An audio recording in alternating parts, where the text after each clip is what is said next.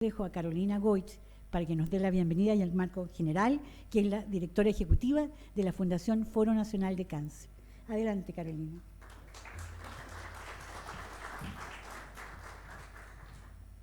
Bueno, primero darles las gracias por abrir este espacio, agradecerles a Red Salud por esta asociación, a Rote, al Ministerio de Salud, veo aquí a su representante, ¿no es cierto? Muchas gracias por acompañarnos, al saludo de la ministra, ¿no es cierto?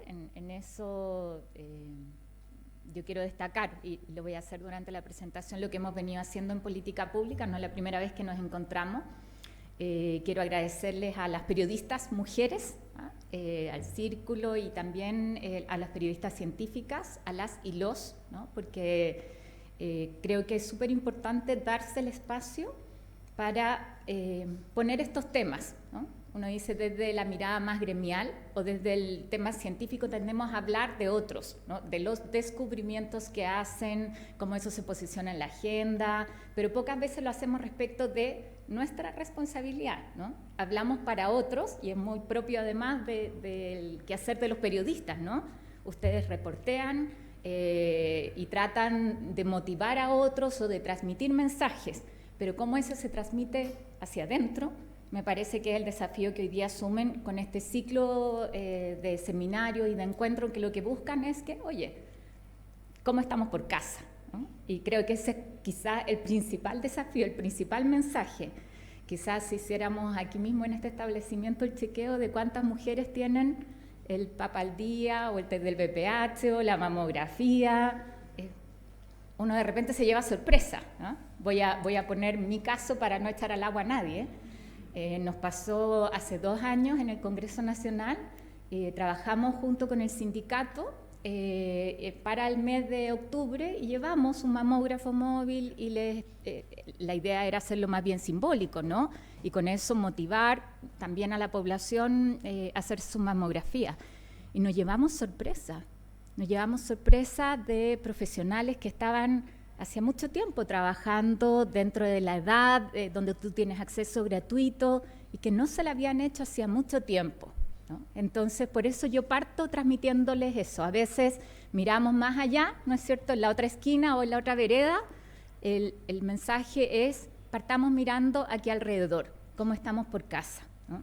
Ese es un mensaje además importante para las mujeres, que solemos preocuparnos de otros o de otras antes que de nosotras mismas. Quiero también saludar hoy día muy especialmente a las matronas. A las matronas y a los matrones, están en su día, además eran como 198 años, si no 189, yo le di vuelta, 189 años de la profesión, o sea, destacar ahí el trabajo que hacen, yo lo señalaba en un saludo que les grabé, acompañando la generación de vida, ¿no? que es algo tan mágico, tan importante, pero también el cuidado de la vida durante las distintas etapas. Así que un saludo especial aquí veo a la Marta y en ella representadas todas las matronas y matrones.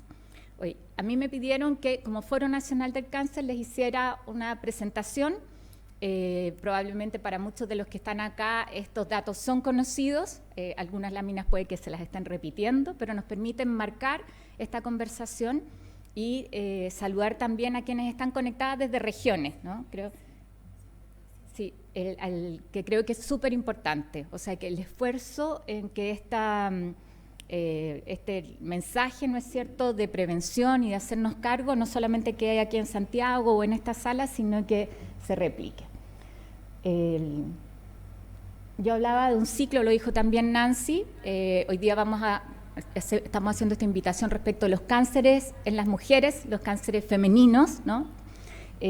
Vamos a poner énfasis en cáncer cervicuterino, esa es la invitación del día de hoy. Y después, pues, en unas semanas más, ¿no es cierto?, en noviembre esperamos tener, a fines de octubre, principio de noviembre, un encuentro específico en el tema de cáncer de mama. Yo primero acá contarles mis distintos sombreros, ¿ya? Todos confluyen y tienen que ver con el mismo tema, pero por transparencia me parece bueno ponerles aquí. Soy directora ejecutiva de la Fundación del Foro Nacional del Cáncer. Hoy día estamos también en un proyecto académico de investigación científica, el Centro para la Prevención y el Control del Cáncer, desde mi sombrero hoy día laboral, que es en la Pontificia Universidad Católica de Chile, la Escuela de Medicina, donde estoy como académica. Yo soy trabajadora social, lo digo siempre con mucho orgullo, y economista de profesión. Soy parte también de la Comisión Nacional de Cáncer, representando al Foro Nacional del Cáncer, y además tengo una fundación que soy presidenta, la Fundación TOAS, que trabaja en fortalecer liderazgos de mujeres, y es donde canalizo mi beta política en esta etapa. Cuando hablamos de cáncer, y yo creo que esto es un mensaje que no tenemos que cansarnos de repetir, ¿no? Es la importancia de la detección precoz, la importancia de la prevención, y cómo quizás lo más difícil de enfrentar como país es la inequidad, es la falta de oportunidades para acceder a un diagnóstico oportuno. Y creo que ahí está la gran brecha. Nosotros podríamos revisar muchos datos que yo creo que nos desafían como país, ¿no? Respecto de la mortalidad, sabemos que es primera causa de muerte, que son cerca de 60.000 diagnósticos al año en cáncer, 30.000 personas que fallecen, o sea, 1 de cada 4 certificados de defunción dicen cáncer. Sabemos la creciente carga de cáncer que hay, pero muchas veces más difícil probablemente que encontrar la última molécula, decimos nosotros, para el tratamiento, es cómo hacemos que eso alcance para todos, y por lo tanto el desafío tiene que ver con equidad, ¿no? Tiene que ver con el acceso oportuno, con cómo llegamos desde la información hasta el tratamiento. Eso que los expertos dicen las determinantes sociales de la salud, ¿no? Que probablemente son el mayor peso, y es muchas veces donde menos ponemos el foco. Y yo creo que en el caso de los cánceres de las mujeres, ese foco tiene que ser puesto con una lupa mucho más grande todavía. Porque uno dice del cáncer cervicuterino, ni una mujer se debería morir, ¿no? O cuando vemos en el caso de cáncer de mama, con un diagnóstico oportuno, hoy día sobre el 90% de los casos se sanan, y son mujeres que vemos que se desempeñan y se desarrollan sin ningún problema. Pero qué distinto es cuando no se diagnostica a tiempo.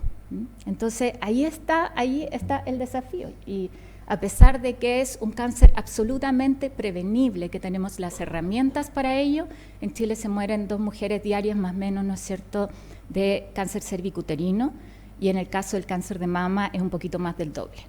O sea, eso está pasando hoy día. Es algo que uno diría no podemos tolerar como país, nos tiene que movilizar.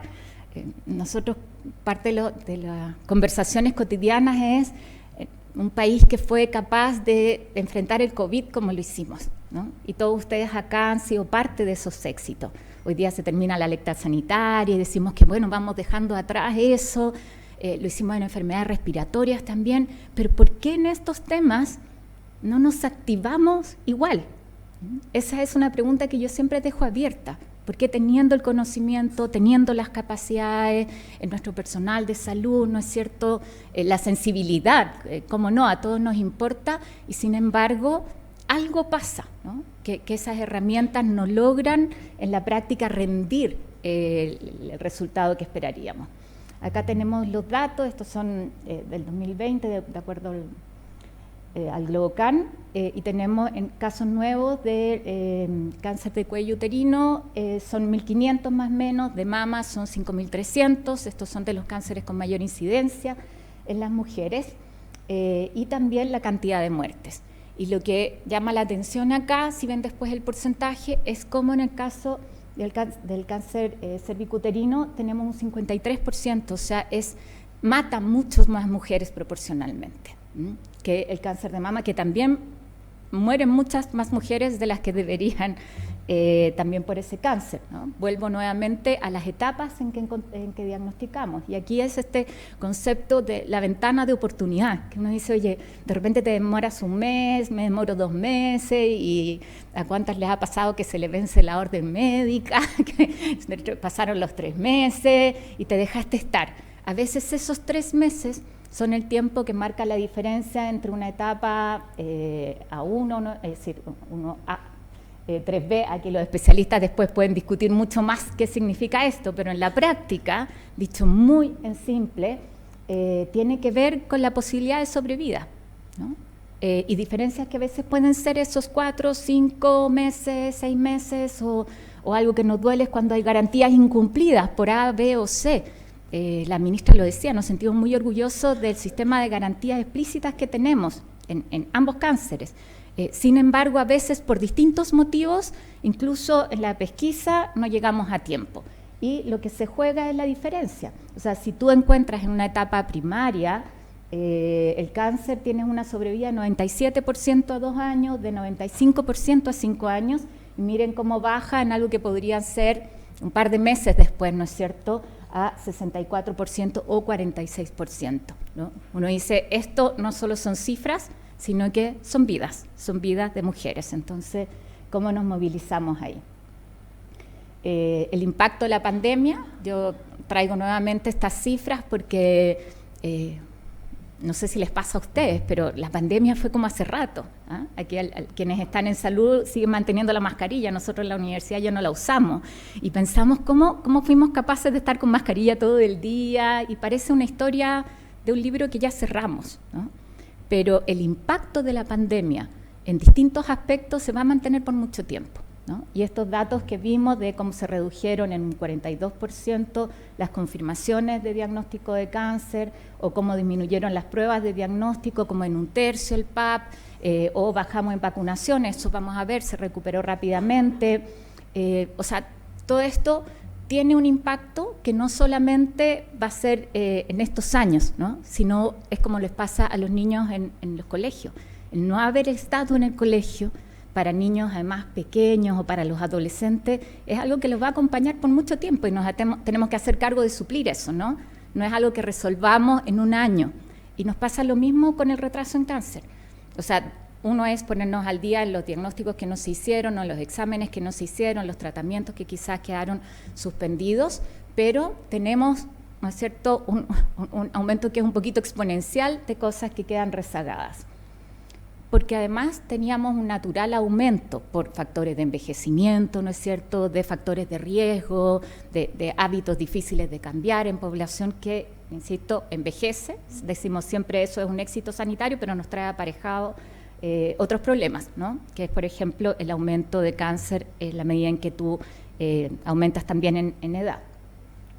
Tenemos este desafío, que es un desafío que nos plantea la Organización Mundial de la Salud, que asumimos como país, y que además es una meta que tiene la gracia de ponernos los focos en 3 aspectos, ¿no es cierto?, en cómo prevenimos con las que vienen, con las niñas y los niños, en el tema de la vacunación especialmente, ¿no?, que ahí destacar lo que hemos hecho como país. Cómo llegamos al 90% en vacunación, el 70% en mujeres que estén testeadas, ya sea con hoy día desde el VPH, ¿no es cierto?, o con el Papa Nicolau, y ahí yo quiero dejar planteada una discusión.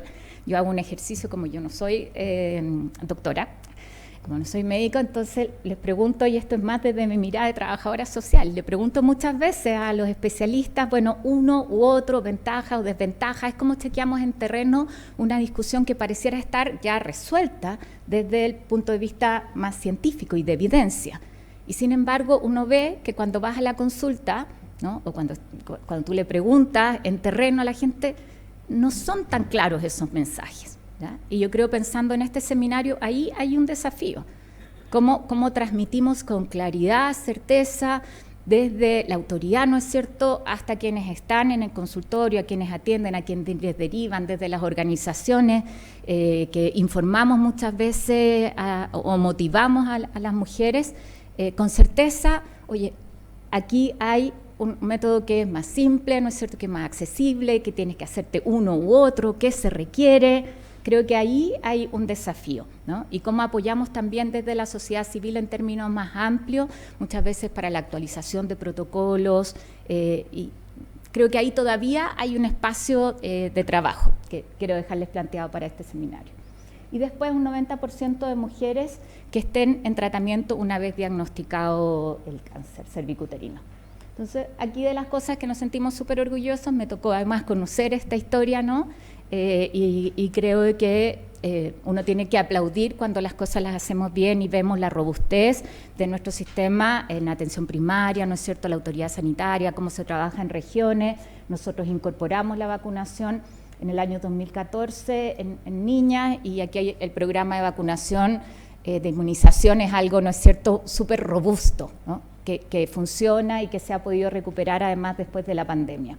La ampliación también a los niños, que uno dice tiene un aspecto simbólico. Esto no es solamente un tema de las mujeres, sino también un tema de la cual nos hacemos cargo como sociedad, además de los aspectos preventivos. Y aquí no está muy claro este gráfico, pero lo que muestra es la tendencia. Lo que me interesa, nosotros tuvimos una baja que obvia, ¿no es cierto? Los chicos no iban a la escuela, entonces era difícil ahí mantener la vacunación, pero se ha ido recuperando y creo que esto es un tema que nosotros tenemos bien abordado y que en el mediano plazo nos va a permitir erradicar el cáncer cervicuterino. Pero no nos pasa lo mismo. Acá tengo los datos de PAP, de Papa Nicolau, y seguimos viendo la resistencia que hay o la dificultad de que las mujeres accedan, o sea, nos vayamos a hacer. Hay una discusión ahí, y creo que es parte también de lo que pueden debatir en la mesa, si es un problema de acceso, es un problema de horas médicas, es un problema de tener permiso laboral. Hoy día existe un permiso laboral que la gente no conoce mucho, hace años, que te permite medio día al año para hacer exámenes preventivos, y que justamente para que no esté la excusa de, oye, no me dan tiempo en mi trabajo. Eso existe, pero pocas veces se conoce o se difunde. Entonces tenemos que ver cómo enfrentamos esto, y también cuál ha sido el resultado de los pilotos que se están llevando entre ese servicio, y que creo que eso es algo muy interesante de conocer, porque quizás ahí hay algo que se puede potenciar, ¿no es cierto?, en términos de su extensión, para que efectivamente esté implementado, ojalá, en todos los consultorios de nuestro país.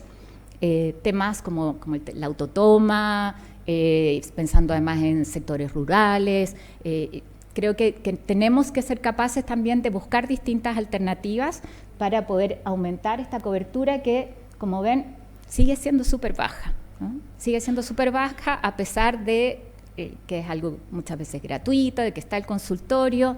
Y aquí dejo planteada una discusión que está dando vuelta también para la mesa, que tiene que ver con la prescripción de la receta médica en el caso del Papa Nicolau, del test del VPH, si la liberamos, lo que hicimos con las mamografías o no.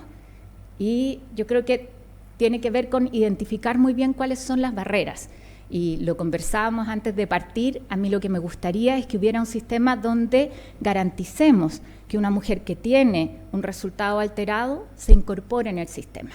Nosotros, por un tema cultural, ¿no es cierto?, y estamos acostumbrados a consumir exámenes de salud. Eso está, y vamos además donde el especialista al tiro. Tiene que ver con el diseño de nuestro sistema.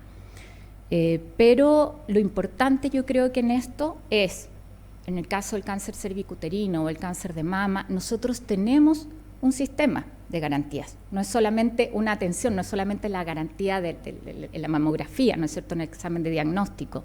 Y lo que tenemos que lograr es que esa mujer continúe con su tratamiento y lo antes posible ante un examen alterado. Entonces, mi preocupación en esa discusión, perfecto, o sea, si va a ayudar el no tener que pasar por la receta del médico, pero ¿cómo garantizamos que efectivamente tú te hagas el chequeo preventivo y que eso sea con un profesional de salud que te pueda dar las orientaciones necesarias? Y me encantaría que lo discutiéramos no solamente respecto del PAP, del VPH o la mamografía, sino cuando uno tiene que hacerse una colonoscopía, cuando tienes que hacerte la mamografía antes porque hay factores de riesgo en tu familia. Ojalá en algún momento pudiéramos derivar ahí a la consejería genética, que es parte de lo que estamos trabajando, pero en el fondo poner el foco realmente en la detección precoz y en la prevención, balanceando cuáles son los riesgos individuales que tiene la persona o los riesgos del grupo familiar, o dependiendo, ¿no es cierto?, de dónde te desempeñas. Creo que ahí estamos todavía al debe. El tema no se resuelve en comprar un examen o en hacerte el examen, ¿no?, sino en incorporarte a esta cadena que nos permita efectivamente garantizar el tratamiento y el acompañamiento de una persona que tiene un cáncer. Acá solamente para recordar, ¿no es cierto?, esto que yo les señalaba, hoy día en estos cánceres tenemos capacidad de respuesta, ¿no? Lo tenemos, es muy distinto si uno habla de un cáncer de páncreas probablemente, ¿no? Pero en estos cánceres es más inaceptable que lleguemos tarde porque tenemos las capacidades en el sistema, tanto en lo público como en lo privado. Y finalmente aquí los datos que nos duelen, estuvimos hace unos días en la Comisión de Salud del Senado la semana pasada, el lunes, viendo cuáles eran los retrasos en lista de esperajes en cáncer, y claro, uno puede usar el dato porcentual, y dice, respecto del total no son tantas, pero cuando hablamos de 15.000 garantías retrasadas, que pueden no ser 15.000 personas, pero uno dice, eso en el caso del cáncer es distinto a si fueran operaciones de cadera, eso puede significar la vida o la muerte, ¿no? Ese retraso. Y por eso nos duele cada una, y es algo que nos tiene que movilizar. Y en cáncer cervicuterino tenemos 4.300 garantías retrasadas. Este es el último corte al 30 de junio de este año.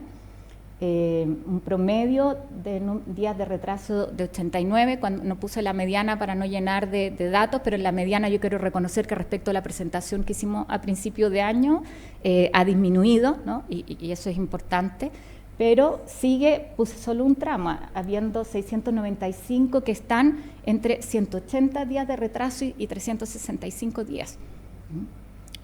No tengo el detalle de cuál es la garantía que está retrasada. Pero eso no puede ser, no puede ser.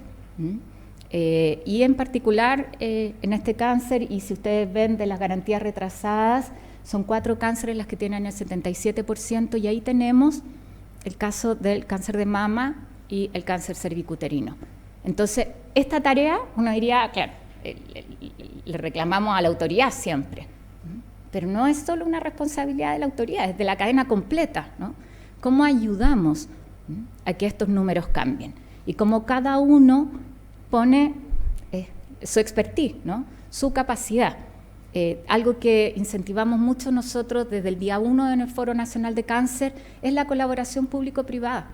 Es decir, aquí pongamos todas las capacidades, lo que hicimos en COVID, si no hay que inventar la pólvora, ¿no? Es mirar lo que fuimos capaces de hacer. Y no nos enfrentamos al dilema de la última cama, con todo lo complejo que era eso. Y cada vez que nos atrasamos 3 meses en una de estas garantías, es equivalente a no haber tenido el ventilador en un caso grave de COVID. No nos enfrentamos en la pandemia a ese dilema. En cáncer lo estamos enfrentando todos los días, teniendo las capacidades. Entonces, yo creo que ese es el desafío, ¿no? ¿Y por qué estamos aquí? Además de ese llamado directo a nosotras, ¿no? A hacernos cargo de la prevención, a regalarnos ese espacio, a convocar desde las más cercanas y preocuparnos que en nuestro lugar de trabajo o que las amigas, oye, entre medio de la conversa, ¿cómo andamos? A ver, ¿no? Eso que es tan simple, pero puede ser tan potente, por un lado, y lo otro, esto de la prevención, cómo nosotros avanzamos en prevención. Y la pregunta que les dejo acá, ¿cómo puedo aportar yo? ¿Cómo aporto yo personalmente? ¿Cómo aporto desde mi institución? ¿Cómo aporto desde mi agrupación? Yo veo aquí a varias que hacen un trabajo maravilloso en eso, y solamente reiterar la disposición del foro para hacer este espacio que nos convoca a todos, ¿no? Más allá de nuestras miradas políticas, desde el rol institucional que tenemos, la tarea es tan desafiante que aquí nadie sobra, y nos necesitamos articulados desde el mismo objetivo. Muchas gracias.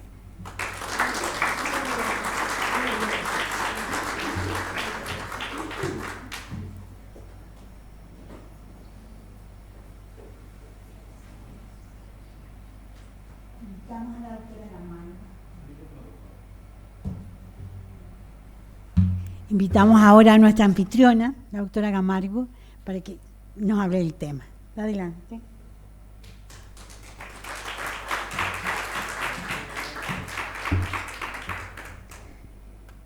Hola, buenos días. Primero que nada, bienvenidas a nuestro hogar. Aquí estamos en la sede central del Instituto del Cáncer Red Salud. Les damos la bienvenida a Red Salud. Gracias por aceptar este lugar y agradecida de la oportunidad que nos dan de contarles no solamente lo que nosotros estamos haciendo, sino que como decía Carolina, cómo nosotros vamos a aportar para que en Chile no muera ni una mujer más por causa de cáncer.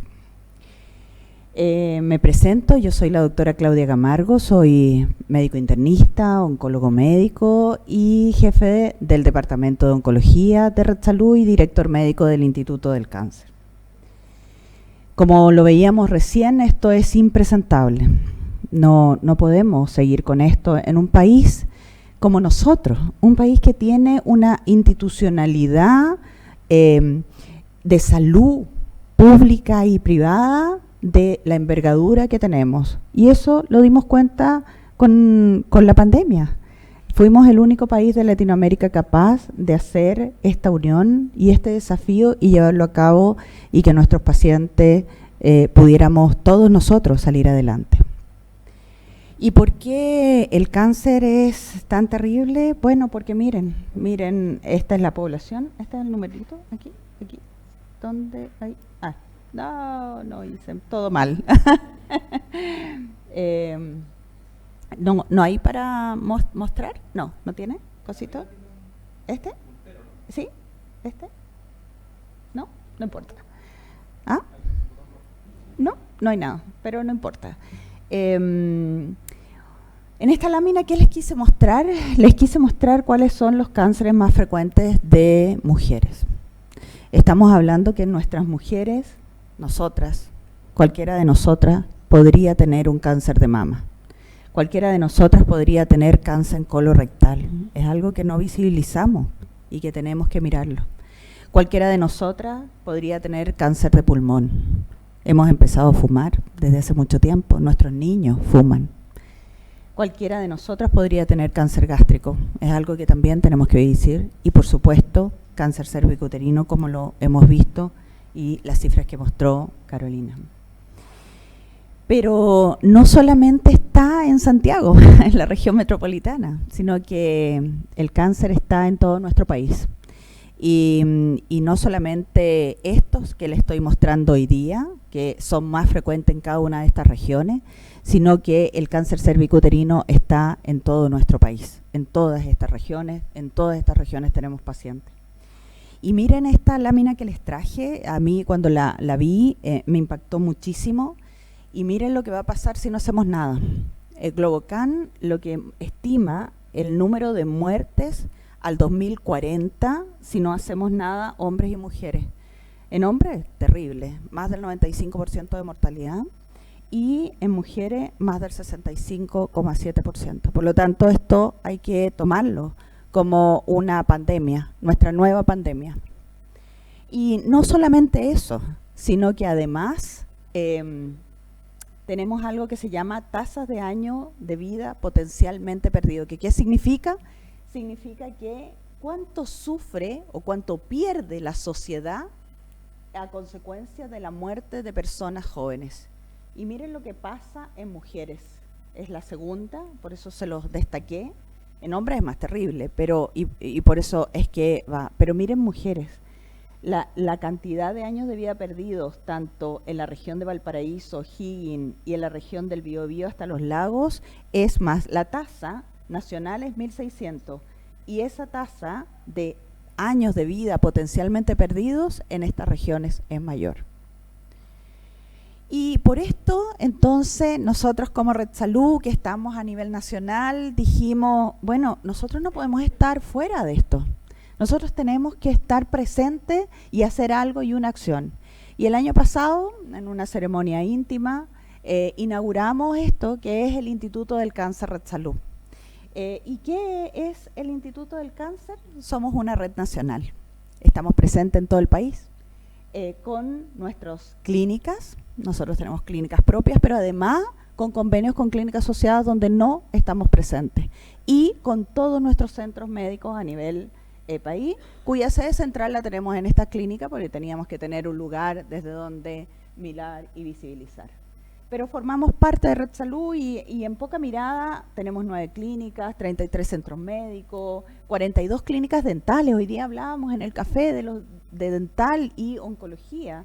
Tenemos laboratorio, que es parte de lo que queremos hoy día ofrecerle, pero además tenemos profesionales médicos y ahí estamos nosotros, el Instituto del Cáncer Red Salud. ¿Y qué nos mueve? Bueno, nos mueve esto, la excelencia, por supuesto, la expertise, la calidez, pero formando, y lo más importante, formando comunidad entre paciente, familia y equipo de salud, con un equipo transdisciplinario. Aquí no hay solo doctores, sino que hay enfermera, kinesiólogo, fonoaudiólogo, porque todos, nutricionistas, porque todos tenemos que formar parte de esto. Pero además pensamos que cómo hacíamos a nivel país atender a todo esto. Y entonces decidimos hacerlo por niveles de complejidad. Como tenemos centros médicos en todo el país, todos nuestros centros médicos enfocados en prevención y diagnóstico precoz. Esto es raro en el sistema privado. ¿Quién hace diagnóstico precoz y prevención en el sistema privado? Bueno, nosotros eso es parte de nuestro norte. Dental, tenemos centros dentales en todo el país. Nosotros educamos a nuestros dentistas una vez al año, ya llevamos el tercer educación y tenemos dentistas especializados en pacientes con cáncer a nivel país. Y obviamente cuidados paliativos y alivio del dolor. Nuestros pacientes fallecen y tienen que fallecer cuidados. ¿Cuidados dónde? En su casa, con una buena calidad de vida. Y ahí tenemos al doctor Harry Macías, que nos coordina a nivel nacional. Pero todas nuestras clínicas, vieron que tenemos varias clínicas, no solamente nuestras, sino que asociadas, atendiendo esto. Y por eso les traje el número de nuevos casos. Estos son los cánceres más frecuentes: próstata, colon, mama, gástrico, pulmón. Tenemos que atender a todos estos pacientes a nivel país. Y tenemos entonces todas nuestras clínicas, desde el diagnóstico, exámenes de laboratorio, imágenes, cirujanos, etcétera, oncólogos médicos, haciendo eso. De hecho, vamos a inaugurar, ustedes saben que el área de Serena, Coquimbo, la región no tiene área privada. Los pacientes se tienen que trasladar. De hecho, le dicen a LAN, el doctor LAN, porque se tienen que subir al avión y trasladarse a la región metropolitana en noviembre, y están todas invitadas. Vamos a inaugurar nuestra sede de sala de quimioterapia en Clínica Red Salud Elqui, lo que va a ser un impacto para la población, pero precioso. No van a tener que movilizarse, aparte de lo que ya hacemos de cirugía y obviamente diagnóstico. Pero hay cánceres que son muy poco frecuentes y de mucha complejidad. Y eso, lamentablemente, no los podemos atender en todo el país porque hay pocos profesionales, porque se requiere un volumen muy grande de pacientes para tener expertise en ello, y por lo tanto hemos decidido concentrarlo en región metropolitana, en 2 clínicas, y ya pronto definiremos la macrored norte y sur, así como el sistema público también lo ha diseñado, y obviamente nosotros estamos en esto. Clínica Red Salud Santiago, que es una clínica que tenemos en el sur de nuestra ciudad. Los cánceres esófago, hepatobilio y páncreas, que son muy pequeñitos, de mucha complejidad, que no tienen GES, que son muy complejos, pero que tenemos la expertise para tratarlo. Lo mismo que cirugía de tórax, a propósito de que acabamos de inaugurar el centro cardiovascular con todo eso. Y en esta clínica, estos tumores que también son poco frecuentes. Pero además decidimos hacer una estructura médica que diera cuenta de eso y de capacidad de eso. Y entonces dijimos, hagamos programa y hagámonos parte de lo que la ley de cáncer ha definido. Y diseñamos un programa de consejería genética a nivel nacional. Ustedes saben que las genetistas son muy pocas en el país. Nosotros tenemos la suerte de tener 3, son menos de 100 en todo el país. Y nuestra consejería genética la estamos instaurando con una alianza, además, con una empresa internacional que procesa todas las muestras genéticas, y lo hacemos además con videollamada y telemedicina, cosa de poder dar cobertura a nivel nacional. Un programa de investigación, un programa de rehabilitación, tantos pacientes que se recuperan. Veíamos, aquí presentes están sobrevivientes de cáncer de mama, y por lo tanto tenemos que tener programas de rehabilitación, de cómo nos insertamos en el mundo laboral, de cómo hacemos ejercicio, qué es lo que tenemos que hacer. y por lo tanto nosotros tenemos un programa que lo dirige una fonoaudióloga especialista en rehabilitación con nuestros kinesiólogos. Tenemos kinesiólogos en todo nuestro centro de salud a nivel país. Y obviamente programas por cada uno de los tumores, tanto un cirujano como un oncólogo médico lo lleva, y lo lleva a través de esto. Dijimos, bueno, ¿cómo conectábamos a los profesionales? Si eso es lo más difícil, porque ya podíamos tener los pabellones, podíamos tener las clínicas, podíamos tener los centros médicos, pero ¿y los profesionales?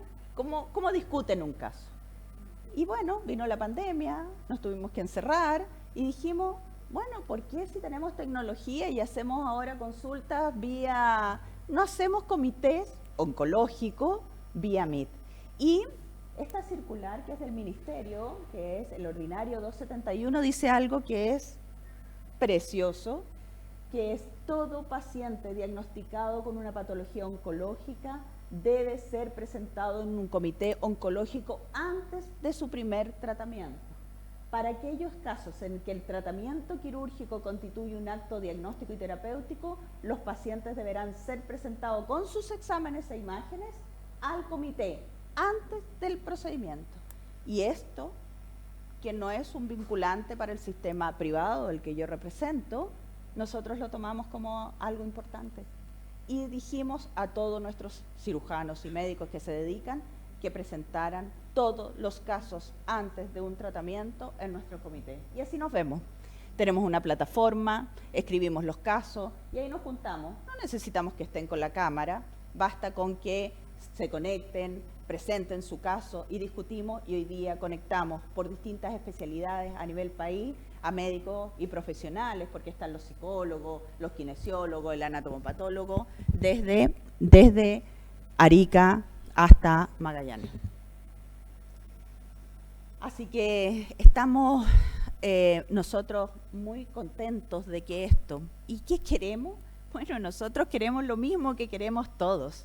Nosotros queremos disminuir el cáncer en Chile y no vamos a parar hasta que eso suceda desde nuestra vereda, pero en concordancia y en unidad con el sistema público de salud, diagnosticando, cuidando, atendiendo y con toda la estrategia que el mismo ministerio ha definido. Nosotros creemos que es la forma de hacer esto realidad. Con estrategias de prevención, nosotros vamos a meternos en estrategia de prevención, cosa que el sistema privado no hace el próximo año, diagnóstico temprano, tratamientos por supuesto y rehabilitación con investigación y todo. Y porque nosotros queremos y estamos abocados al diagnóstico precoz con estos pilares, es que hoy día estamos aquí. Y déjenme mostrarles y presentarles el virus papiloma. Así como conocimos mucho al virus COVID, este es el virus papiloma. Contra él tenemos que hacer todos nuestros esfuerzos para que esto no venga. Este virus se introduce en nuestras células del cuello uterino y produce neoplasias intraepiteliales, que son lesiones precancerosas, y termina eventualmente en cáncer. ¿Cuántos virus papiloma hay? Muchos virus papiloma, pero existen los de alto riesgo. Y de esos, vamos a ver por qué se los presento, el 16-18, acuérdense de ese número, esos son los que tenemos que estar diagnosticando. Los otros también son precancerosos, pero tienen menor valor. Y los de bajo riesgo son solamente para verrugas. ¿Cómo sucede esto? Este virus está en la superficie del cuello uterino. La célula epitelial, que es la primera célula, lo une, lo introduce dentro de la célula y este virus se mete al DNA y empieza a replicarse. Y ahí ven, ese azulito después entra y nuestra propia célula empieza a replicarlo, a hacerlo y entra de nuevo en la célula y se va metiendo hasta que desarrolla este cáncer. ¿Es solo suficiente la infección por virus papiloma? No. Hay cofactores que ayudan a que esta infección progrese, como la alta paridad, como el uso prolongado de píldoras anticonceptivas, sobre todo el dietilvestrol, es el que más se ha asociado, el consumo de tabaco, la coinfección con otros agentes de transmisión sexual, y por eso es tan importante el control con el ginecólogo, como por ejemplo clamidia, factores de estilo de múltiples parejas, edad temprana de la primera relación sexual, la inmunosupresión porque estamos más inmunodeprimidos, la dieta pobre en verduras, frutas, caroteno, vitamina E y C, que uno pensaría que tiene que ver la fruta, también la consumo, y obviamente la infección por VIH. Ay, hice algo que no corté. ¿Y por qué esto es importante? Miren las edades, 9 años, 15 años. A los 15 años ya el virus penetra. Y por eso es que es tan importante lo que hemos hecho como país en términos de vacunación. Y claramente eso es felicitaciones a la senadora cuando estuvo ahí impulsando esto. La primoinfección y el ministerio, por supuesto. La primoinfección, pero no inmediatamente pueden hacer lesiones de cáncer, sino que alrededor de los 30 años empiezan las primeras. Y después cáncer. Y por eso es tan importante la prevención primaria, que es la vacunación. Y por eso es tan importante la prevención secundaria, que es ir al ginecólogo a hacerse Papa Nicolau y HPV. O a la matrona también. Eso. Excelente, muy bien. Y terciaria, el tratamiento que obviamente no queremos tratar, queremos diagnosticarlo precoz, pero por supuesto, si hay, tenemos cómo, y como lo acaban de decir, tenemos la posibilidad por el GES de tratar. Y aquí esto es lo que pasa. El cuello uterino está normal, porque ahí es donde está la infección, uno se infecta, más del 80% de las mujeres se ven afectadas a lo largo del país. El 90% de las mujeres lo eliminará y no va a pasar nada. Pero hay un 10% de las infecciones que van a persistir. Y entonces este cervix, como les contaba, este virus va a empezar a penetrar por toda esta celulita hasta desarrollar las lesiones precancerosas y eventualmente desarrollar este cáncer cervicuterino. Y por lo tanto la pregunta es la misma: ¿cómo hacer diagnóstico precoz en cáncer cervicuterino? Y les presento a este equipo, a Papa Nicolau. Él es el señor George Papa Nicolau, él inventó el Papa Nicolau, se los presento. Pero aquí lo más importante no es él, lo más importante es ella. Ella no está en la reflejo y ella es la que estuvo con él y, como dice ahí, ella era técnico laboratorista. Ella era la que le pasaba las muestras y miraba y estuvo con él. Y durante 21 años el doctor le hacía citología a ella todos los días para lograr mirar y descubrir y publicar. Así que ella es la más importante. El PAP negativo no significa no tener cáncer. No significa no tener cáncer. Miren la sensibilidad, 55-88%. El 24 al 32% de las mujeres con diagnóstico de cáncer cervicuterino ocurrieron con PAP negativo. 24% de las mujeres con cáncer cervicuterino en el 2012 tuvieron PAP negativo.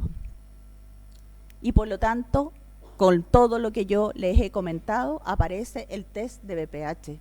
¿Por qué? Porque el virus es importante. ¿Y cómo lo detectamos? Con este test. ¿Y por qué? Este es el primer artículo que se vio, en donde la sensibilidad del Papa Nicolau era un 55% versus un 95% del test.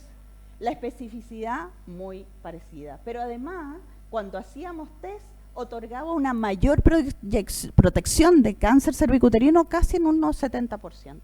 Por lo tanto, cuando un resultado de test HPV es negativo, es verdaderamente negativo. Alta sensibilidad es un indicador de riesgo y el valor predictivo negativo es casi del 100%. ¿Cuándo realizar? O sea, ¿cuánto es que desarrollo las lesiones antes de tener cáncer? Si el PAP es negativo, yo puedo desarrollar una neoplasia intraepitelial, que la llamamos, que es antes del cáncer, a 5 años en un 0,36 a 0,45%. Pero si tengo VPH negativo, el riesgo es 0,14. Y miren cuando hago el COTES o la Papa Nicolau con HPV, baja a 0,12.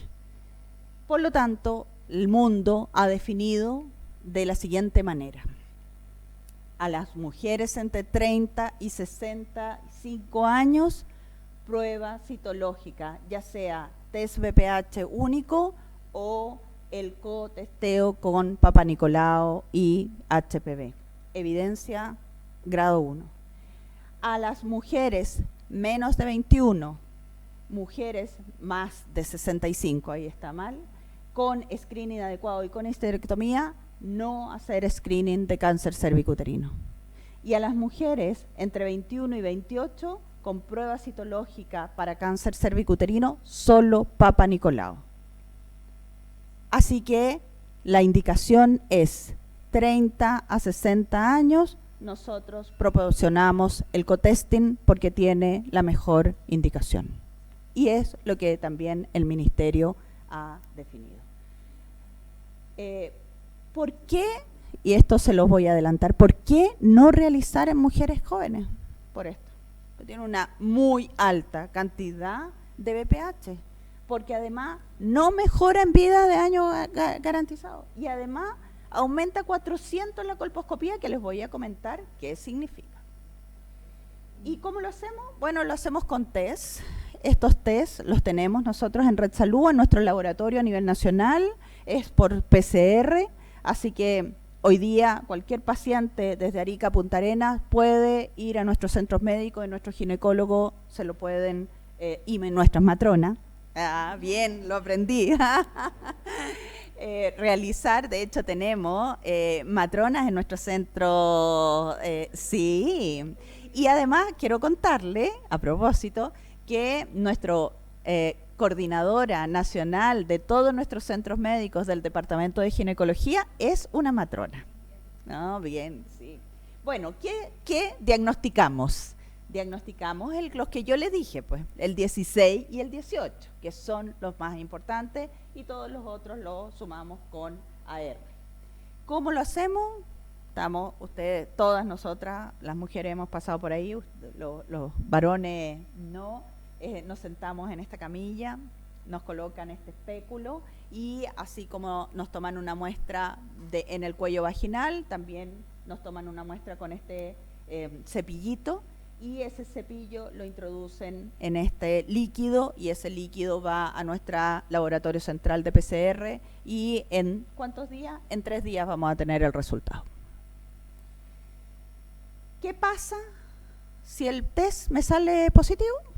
BP16 positivo, porque va a salir el informe, yo voy a ir donde el doctor y el doctor me va a decir, bueno, doctor, ¿qué significa esto 16 positivo? Significa que tengo un riesgo de 25% de hacer una neoplasia intraepitelial en 3 años. ¿Qué pasa si es el 18 positivo? Tengo un riesgo de 11% de generar enfermedad preneoplásica en 3 años. ¿Y qué pasa si es los 2 negativos, pero los otros AR positivos? Tengo solo un riesgo de un 5%. Por lo tanto, lo que ha definido el MinSal es lo que nosotros tenemos que hacer y es lo que hacemos nosotros en Red Salud. Detectamos VPH. Si el VPH 16 o 18 son positivos, va a colposcopía.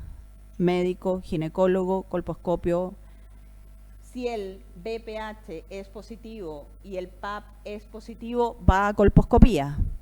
Si el VPH es negativo, pero el Papa Nicolau, y por eso hacemos el COTES, es positivo, va a colposcopía.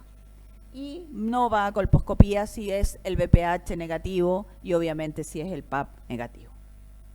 ¿Qué es la colposcopía?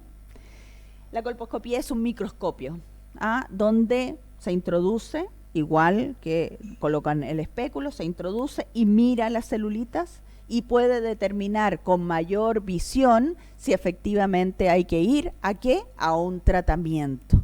Y el primer tratamiento se hace en pabellón y se llama conización, que es sacar toda la partecita del cuello uterino inicial. Y para terminar, estamos aquí por esto, porque la Organización Mundial de la Salud nos ha estimulado, nos ha invitado y tenemos todos, públicos y privados, que estar muy claros que esto hay que llevarlo a cabo. 90, 60, 70, 90 para disminuir la incidencia, 42% al 2045, 97% al 21-20 si hacemos esto. Y por último, no olvidar que el virus papiloma no solamente causa cáncer cervicuterino, sino que por eso les traje esta laminita, causa cáncer de orofaringe, causa cáncer de pene, cáncer de vulva, cáncer de ano, cáncer de vagina. Y por lo tanto, toda la prevención que hace el Ministerio y que hacemos a nivel nacional con nuestros niños es para prevenir todas estas enfermedades, no solamente en nosotras, en mujeres, sino también en hombres que ustedes vieron que si no hacemos nada van a fallecer. Les agradezco mucho.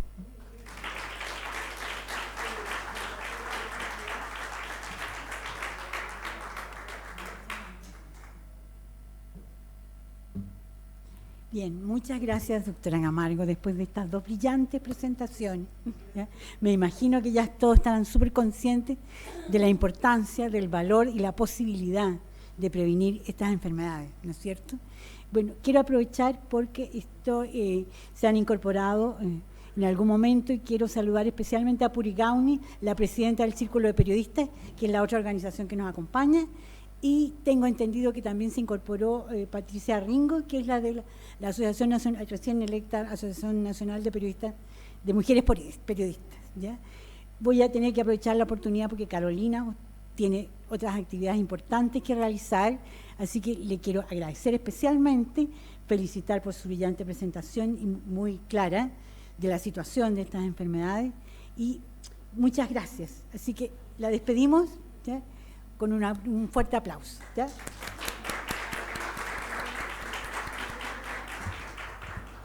Aprovecho de comunicar que ya me cuentan que hay como más de 70 conexiones de regiones internacionales, de las regiones de las periodistas, con lo cual yo confío que este mensaje se va a multiplicar muchísimo más a lo largo de todo el país. Y también gracias porque ellas van a poder tener acceso a este examen, quienes se conectaron, para que ellas mismas puedan prevenir y prepararse para evitar estas enfermedades.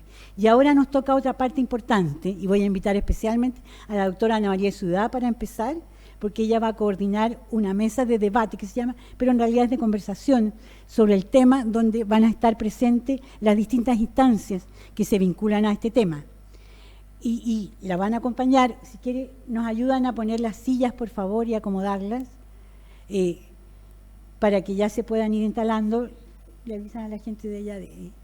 Ella va a estar acompañada por Gina Merino, que es la representante del Ministerio de Salud en este momento. Ella es del Departamento de Cáncer del Ministerio de Salud y por lo tanto a cargo de los programas de cáncer y mujer. ¿Ya? Así que es como la indicada desde el punto de vista de la autoridad. También nos acompaña la doctora Daniela Celedón, que ella es ginecobstetra, ¿ya? Y además un testimonio vivo de lo que es los pacientes, porque ella tuvo cáncer cervicuterino. ¿Ya? También invita a la matrona, ¿ya? Marta Prieto, que además tiene una larga historia en todo el tema del cervicuterino en Chile. ¿Ya? Y además a Pamela Morales, que es la representante periodística de todo este tema, porque está vinculada también a las organizaciones periodísticas. Así que si quieren se van acomodando, adelante. Y por supuesto que súper importante, la representante de las asociaciones de pacientes, la Elizabeth Guesalaga. Así que por favor pase adelante.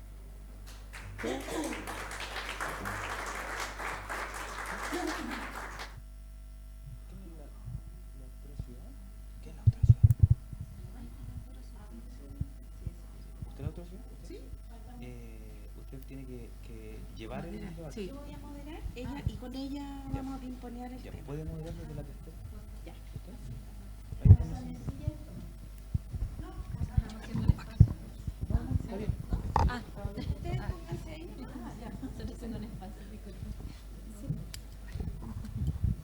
Bueno, la doctora va a moderar esta conversa. Yo voy a meterme con la cuchara de periodista representando a mis colegas aquí. con algunas preguntas estratégicas. Prometo no ser imprudente. Doctora, por favor. Hola, Doctora, bueno, la doctora Ana María Ciudad, la mayoría la conoce. Igual, preséntese por si acaso hubiese alguien ahí de las colegas que están conectadas, 62. ¿A esta altura, amigo, cuántas? ¿Sí? Ya, vamos como un poquito más de 62, así que Me presento. aprovechamos de saludarla, doctora Ana María Ciudad, por favor. Me llamo Ana María Ciudad, soy médico, oncólogo, radioterapeuta, trabajando más de 33 años en la especialidad de cáncer.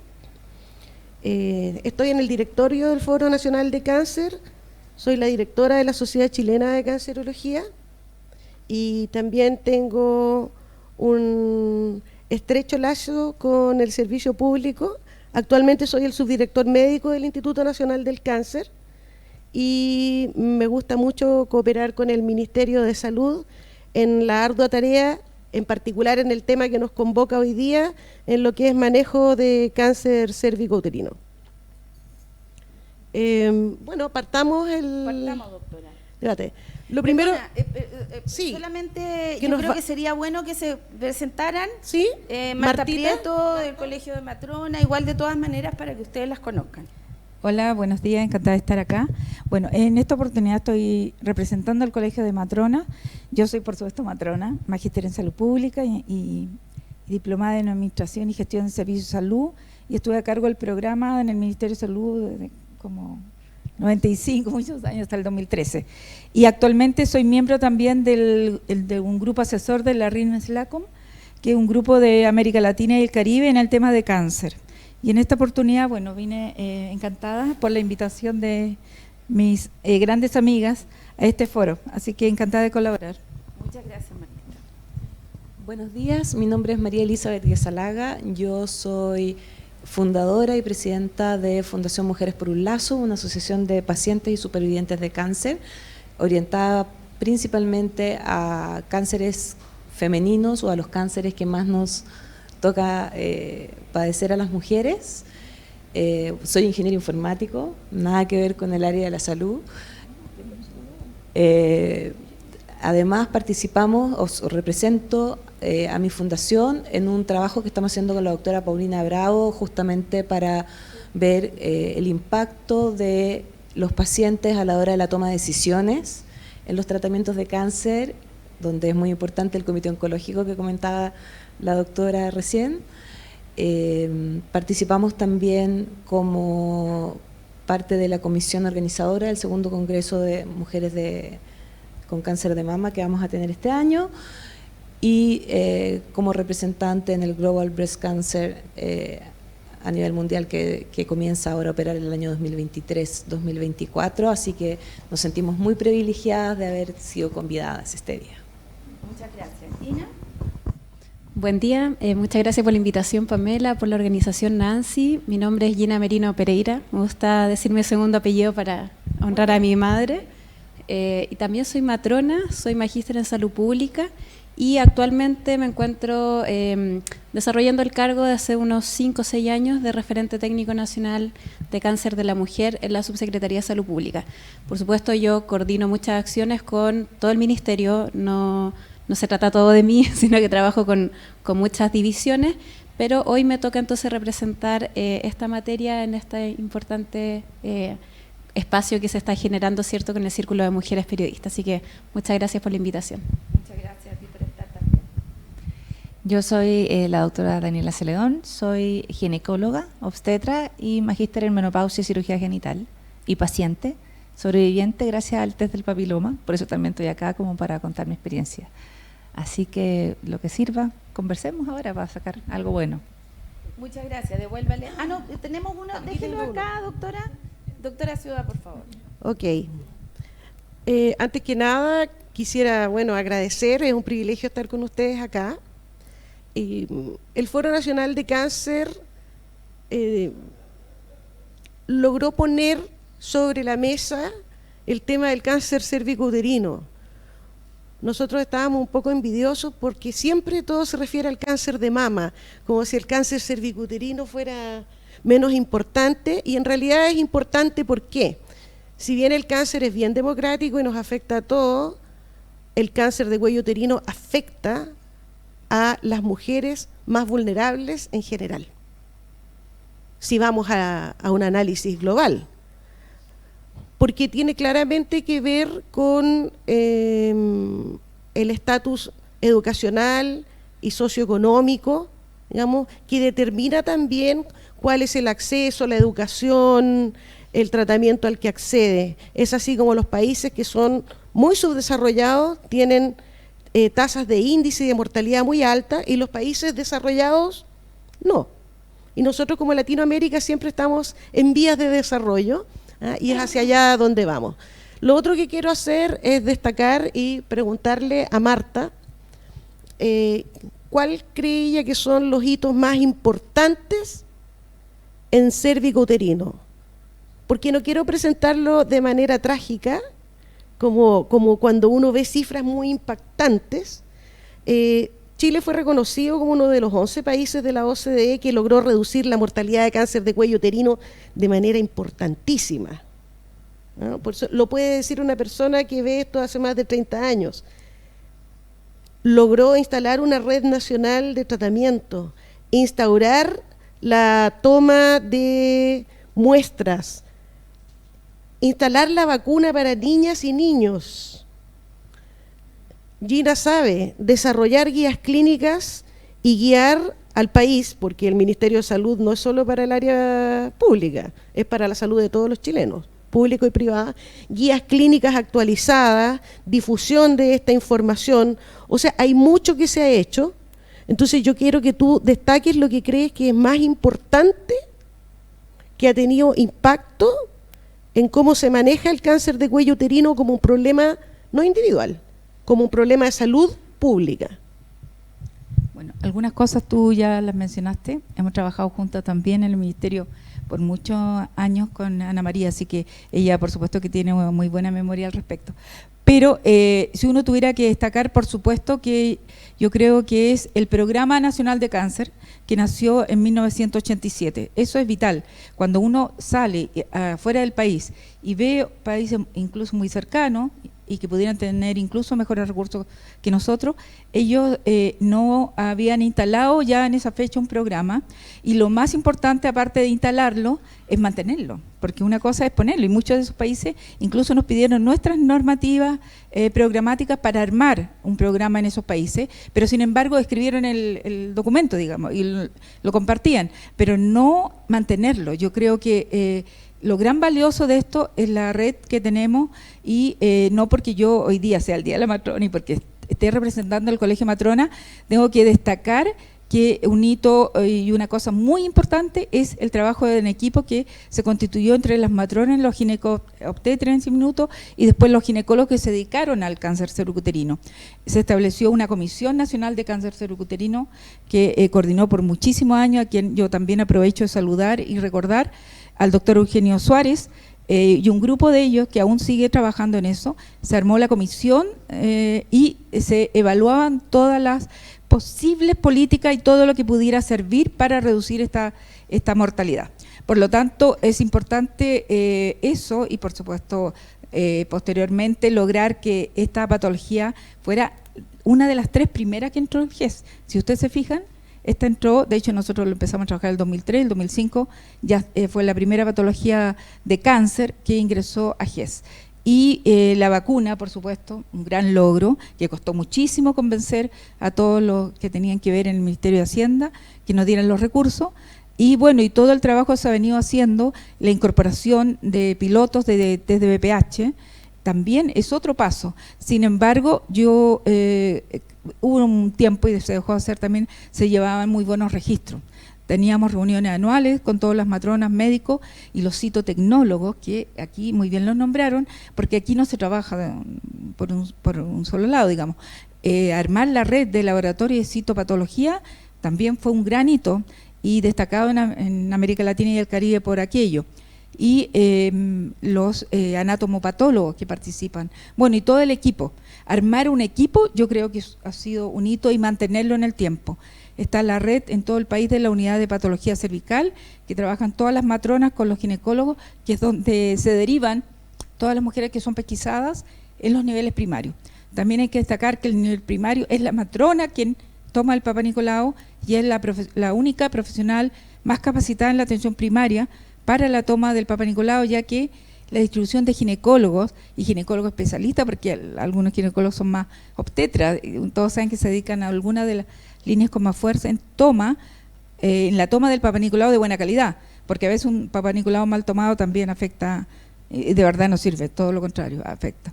Así que yo creo que por ahí espero que no se me hayan pasado algunos. Okay. Dime.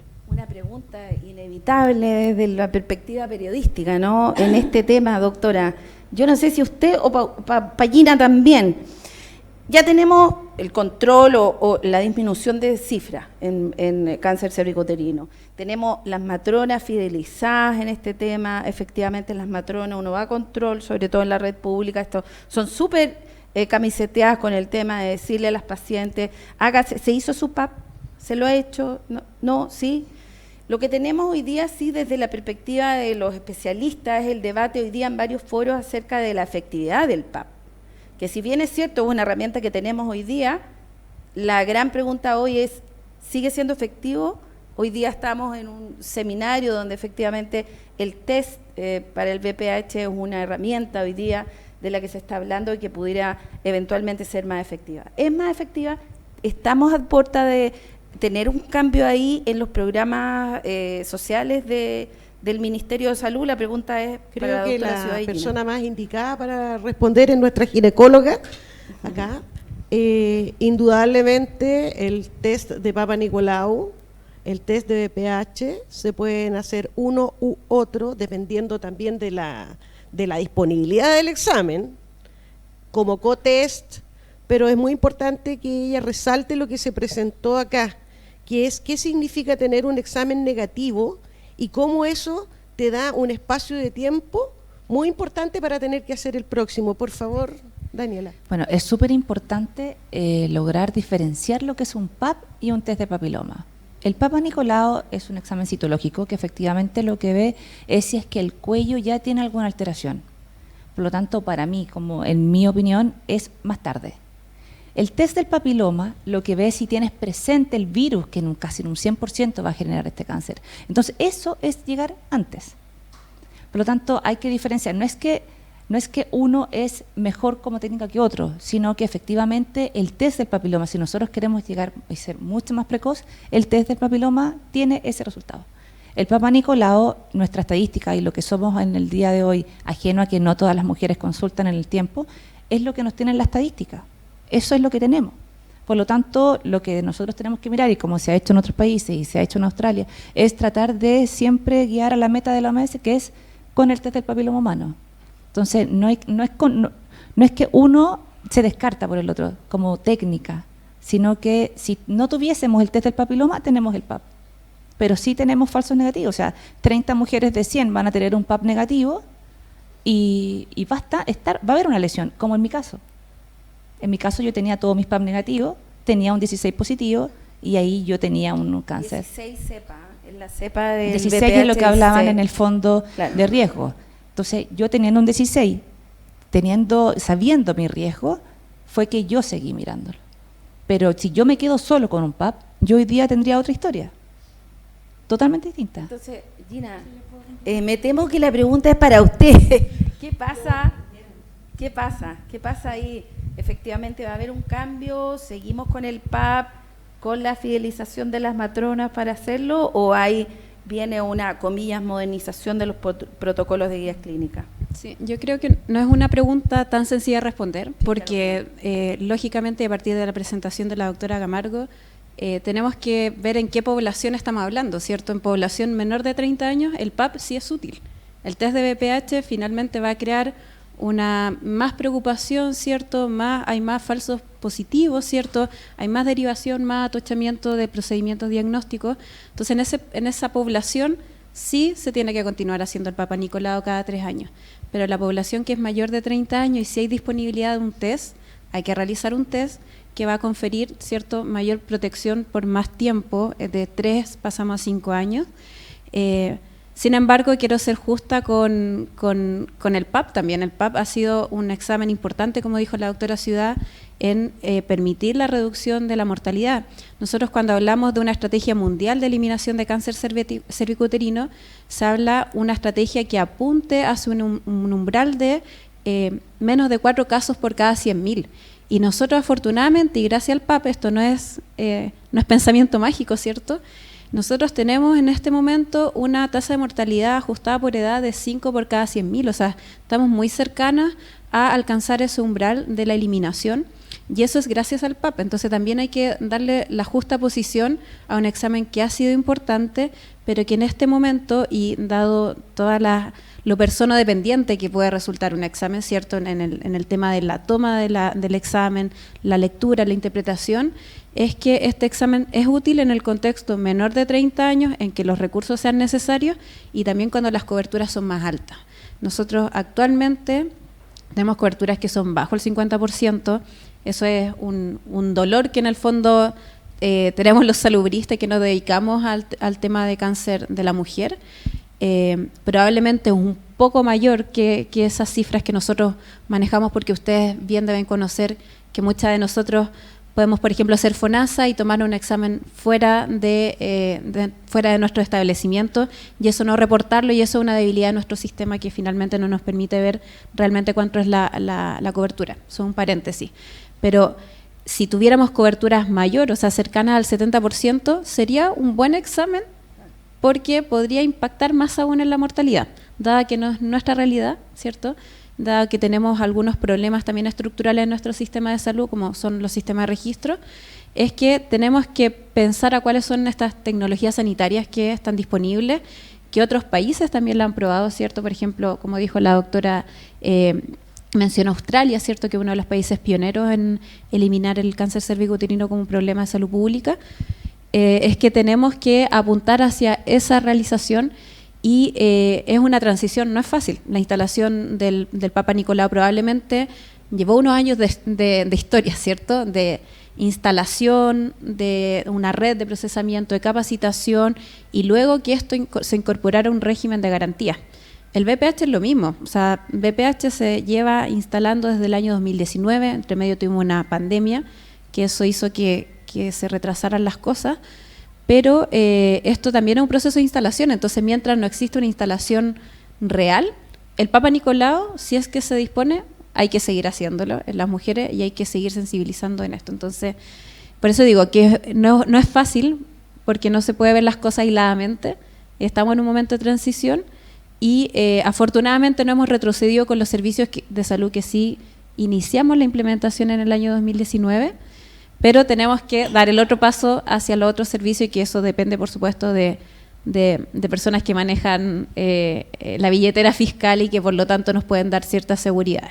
Así que eso es lo que puedo comentar. Respecto de la billetera fiscal, porque es muy importante, porque hay que saber qué importancia le da, por ejemplo, la autoridad a este tema. Corrígeme, Gina, si es que no. De los 40.000 millones de expansión presupuestaria que habrá, 12.000 millones van a estar destinados a screening, a tamizaje. Entonces, eso quiere decir que hay claridad, digamos, de dónde está el problema. Estos datos los saqué ayer y quiero apoyar lo que presentó Carolina Goich. Ella dice que hay un retraso de aproximadamente 4.000 y tantos garantías GES en cervicouterino. ¿Pero saben dónde está el retraso? Si vamos a números. Tamizaje diagnóstico, ¿no? 1.527 están esperando un screening. No están con cáncer, están esperando hacerse un screening. Y 2.114 están esperando establecer un diagnóstico. ¿Qué quiere decir esto? Que prácticamente más del 80% de la espera GES está concentrada en tomarse un examen de screening o descartar un diagnóstico de cáncer.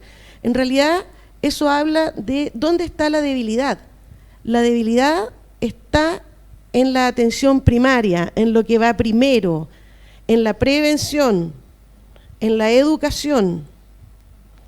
¿Qué es eso? O sea, saber todo este estilo de vida saludable que nos explicó Claudia, ¿no es cierto?, aplicarlo, ¿no es cierto?, a nuestras niñitas y niñitos, vacuna, por supuesto, que es parte de la estrategia mundial y que va a haber el impacto en unos 20 años más. El impacto no se ve antes, el impacto de estas vacunas, ¿no es cierto?